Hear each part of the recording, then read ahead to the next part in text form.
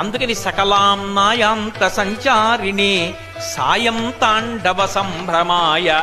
సాయంకాలం అయ్యేటప్పటికి మంచి ఉత్సాహంగా బయలుదేరతాట. సంభ్రమాయ, ఇంకా ఎంత సంతోషంగా బయలుదేరతాడోట. దేనికి? తాండవ సంభ్రమాయ. తాండవం చేస్తాడు.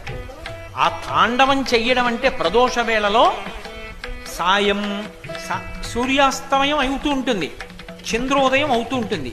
ఈ రెండిటికి మధ్యలో ఎర్రటి కాంతి వస్తుంది.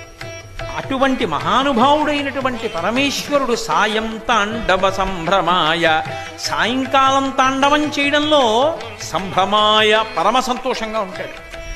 ఆ సమయంలో దేవతలందరూ కైలాస పర్వతం మీదకి ఎడతారు. అందుకే సాయంకాలం వేళ శివాలయం తప్ప ఏ ఇతర దేవాలయాన్ని దర్శనం చెయ్యొద్దని చెప్తారు.